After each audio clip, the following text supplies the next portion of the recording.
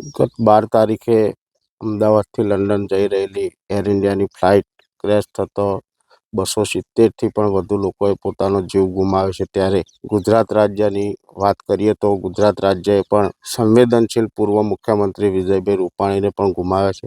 એ જ રીતે મારી વિધાનસભાની વાત કરું તો મારી કપડવંજ વિધાનસભાના બંને તાલુકાઓની અંદર થઈને 5થી 6 લોકોના મૃત્યુ થયા છે। એમાં કઠલાલ નગરપાલિકાના પૂર્વ પ્રમુખ અને હાલના ઉપપ્રમુખ પ્રશાંતભાઈ પટેલ, પ્રફુલભાઈ પટેલ આજરોજ તેમને મૃતદેહ એમના નિવાસ સ્થાને લાવ્યા અને આજે અંતિમ યાત્રા હતી ત્યારે તેઓ પણ ખૂબ જ દુઃખની બાબત છે। જ્યારે તોરણા ગામની વાત કરું તો તોરણાની અંદર હર્ષિત પટેલ અને પુંજા પટેલ બંનેનું મૃત્યુ થયું છે। એ જ રીતે વતરોલી ગામના ડૉક્ટર નિરાલીબેનનું પણ આ દુર્ઘટનાની અંદર મૃત્યુ થયું છે। ખૂબ જ દુઃખદ ઘટના છે, પરંતુ તેમના પરિવારજનોને ભગવાન માતાજી આ દુઃખ સહન કરવાની શક્તિ આપે અને અમારી સંવેદના કાયમના માટે આ પરિવારો સાથે રહેશે। અને વહીવટીતંત્રની વાત કરું તો અમારા કપડવંજ તાલુકાના પ્રાંત અધિકારી શ્રી, મામલતદાર શ્રી, પોલીસ તંત્ર, ટીડીઓ દ્વારા તમામ પરિવારજનોનો સતત સંપર્ક કરી અને